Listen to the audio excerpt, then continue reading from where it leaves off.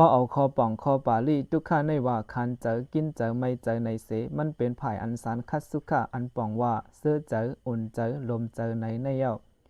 กวยกาคอทุกข้าอันเจออยู่ในทุกข้าอริยสัจจะอันพุทธาเจ้าสับเลี้ยงในเผาว่าก้นในโลกาในมีคอป่องป้ายวนคับฟิโลโซฟีอันลึกลำเสเลแจงเลไลตีป่องมันดังน้ำขอทุกข้าเนอสัจจะหมายหนึ่งในอำเจอกวยว่าแจงในตีป่องว่าทุกข้าขานเจอในกวยมันก็เข้าป้าเจมตีป่องจึงหนังอำกลุ่มทนอำมันเต็งอำมีล่อนแกนสังอันเป็นอันเป่าห้ามหลายอำห่านเจออำเติงเจอไหนเจอในลูกก่อนกอบไหนตาเตหาคออันเตตังโตไลทุกข้าปาลีคอในมันหาคอความหยาบหนาตาเตซับเลี้ยงในทุกข้าดีเนอสัจจะหมายหนึ่งในเตก็อันดีเสเปินในซ้ำอำปินตีป่องมันเสเลยไว้ตูทุกข้าเจอตื้อโดทุกข้าใน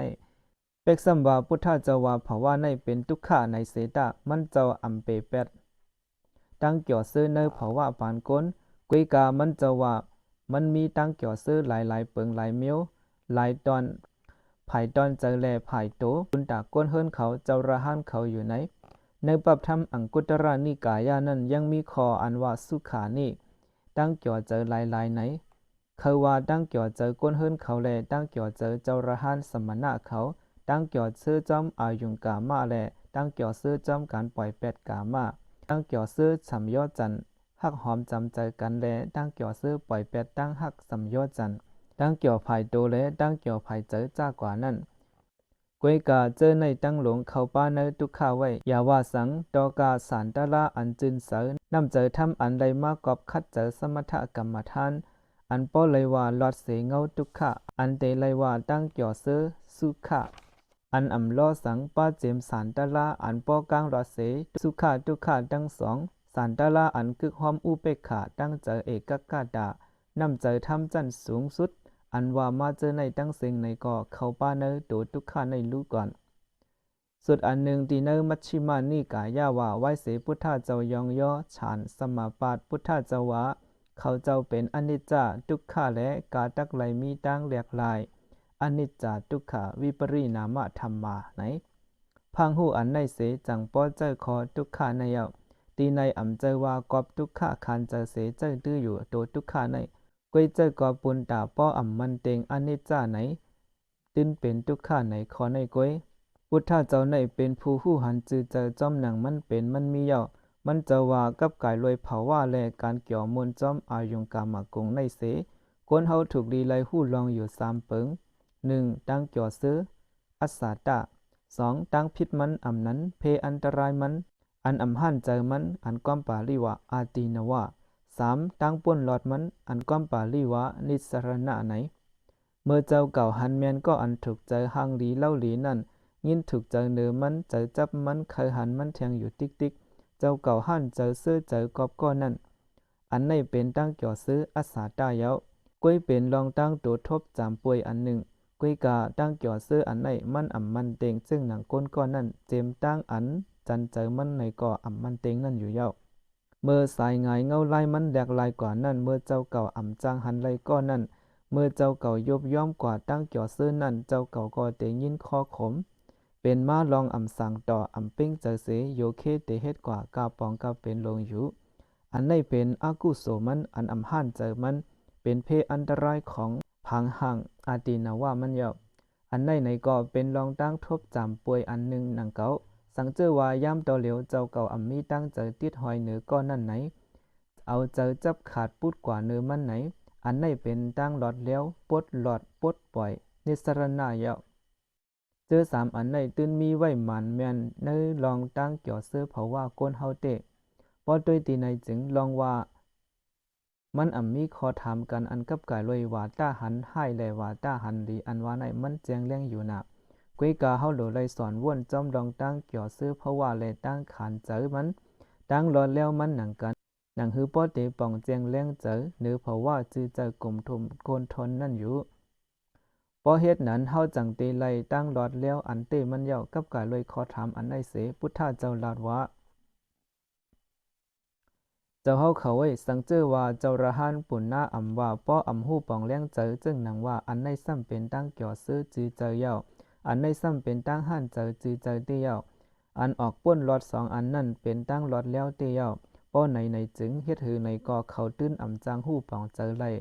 เนื้อลองตั้งเกี่ยวซื้อมวลซื้อกลุ่มทนอำนั้นอำจังจี้สังเนตั้งปันเปิ้นตาเปิ้นป้อเตหู้ป่องเจอเนื้อล้อผ้าอันเคยเกี่ยวมวลซื้อภายหนึ่งเจ้าระหันเขาเว้เจ้าระหันปุ่นหน้าก็เหลาเสเหมาว่าสังว่ามันหู้ป่องแจงแรงเจอเนื้อตั้งเกี่ยวซื้อเพราะว่าในว่าเป็นตั้งเกี่ยวซื้ออันอำหันเจอว่าเป็นอันอำหันเจอเต้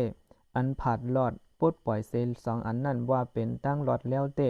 จือเจอเต้ป้อไหน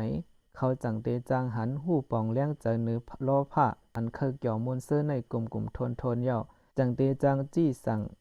เนเซนตั้งปันเปิ้นตาฮอดถึงตีสุดทุกข้าเสก็อันจอมขอจี้สั่งสอนเขานั่นไหนก็ดักเตหู้ปองเจียงเลี้ยงเจอเนื้อล้อผ้าอันเคยเกี่ยวมวลจอมอารมณ์กามานั่นเย่าทุกข้าในเฮาเตไลแจกหู้กว่าอยู่3อย่าง1ปกติทุกข้าโยทุกข้า2วิปริณามาทุกข้าอันแหลกหลาย3สังขาราทุกข้ากึกพินตื้นเกิดเป็นกาเป็นตั้งขันใจตั้งสิ่งในภาวะอันเกิดอันเท่าอันเป็นอันตายอันไรอยู่จอมกันตั้งก็อันจังอันไรอยู่ผัดยานกันตั้งก็อันหักก็ถูกเมียนกันอันเคยไรซ้ำอำไรอันเคยไรซ้ำไรไม่ใจห้องให้ขี้เงาจ้ากว่าอันเป็นทุกข้าโตเลยทุกข้าเจอตั้ง2อันเปิ้นตั้งกำผาย่อมหับว่าเป็นทุกข้าเต้ไหนเขาป้าไว้เนอปกติทุกข้าโยในเอาตั้งมวลเซอร์ยินจ่อเจอตั้งเสียงมันอำหึงสังมันไข่แหลกลายคือลงอยู่เมื่อมันไข่แหลกลายกว่านั้นมันเฮ็ดเฮาเจ็บขานเจอลองอำมวลเซอร์เจอเป็นปอมาตั้งแหลกลายอันไหนเป็นตั้งขานเจอกอบมันแหลกลายวิปริณามาทุกข้าเยาทุกข้า2อันลัดในมาในมันป่องเจอไงเต้เพออำจังตอบเทงเลยทุกข้าข้อหมายหนึ่งนั่นเฮายึงแค้นหู้เตอร์นำก็ว่ามันหู้ไงเสแลเป็นอันเฮาโตทบอยู่ตาเสกูวันเมืองกลในเยาทุกข้าทน3ซ้ำเป็นสังขาราทุกข้า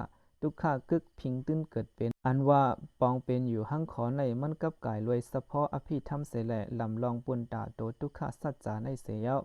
ปุนตาเตปองเจอนั่นเฮาโหลไลเอาตั้งคอชัดสางเสแลว่วนทัดแจกโตคิงเฮาอันว่าเก่าในอยู่เยาอันเฮาห้องว่าเก่าผู้ก้นสัตจ้ากว่าป้อเอาอภิธรรมพุทธเจ้าว่าจึงก้อยเป็นกองทัดอันแลกไล่อยู่ตาเสเป็นแห้งโตเลยแห้งเจออันตักเตไลจากเพกว่าคันถาห้ายังปันจักคันถาในเยาตีแก็บมันพุทธเจ้าว่านั่นก้อยเป็นอันจับเปลี่ยนคันถาห้ายังว่าไหนตีเลยตีเลยก็มันเจ้าซับเลี้ยงในคันถาห้ายังว่าเจ้าระหันเขาไว้คันถาห้ายังในตักเตไลว่าเป็นตั้งเจอจับเปลี่ยนตีเนื้อคันถาห้ายังเย้าว่าไหนตีในถูกลีไลหู้ว่าทุกข้าตั้งขันธาหาเยิงในอำเจอว่าเป็นเผาเป็นมันขันธาหาเยิงในตื้นเป็นตัวทุกข้ากำเหลียวเยาเมื่ออันเฮาฮู้ว่าลองว่าก้นเฮาในก้อยเป็นขันธาหาเยิงก่อสร้างไว้ในนั่นเฮายึงแค้นเตฮู้ป่องเจอเนื้อมันเตอก่อนเยาขันธาหาเยิงในเป็นเจอเหลอในจึงตอน10ขันธาหาเยิงได้จังก้อยมาดูอ่านในทางตอนนึงนะยันเปิดวันเตยาวลองขันธาหาเยิงในแหละจังว่าเฮ็ดเป็นทางตอนทางก้อยมันแล้วเตมีไรเฮ็ดเป็น2 ตอน 3 ตอนก่อนเนาะจำนวนมีเป็น4-5 มางไว้ฮะเป่าอันเจ้าต้องไรก็ได้โกคอซับเลี้ยงมันโกคออันอธิบายมันอำปอกกวางไรโกอำปองเจอยันเป็นอันใดดีรู้เอาเนื้อปรับอันเจ้าชาลงเขาเตรียมมาหน่อยเนาะอันเป็นตั้งกำผายอมรับอันเปลี่ยนไม่เป็นภาษาหลายเจอหลายไหนเถอะดูเอาดูในก่อนเนาะ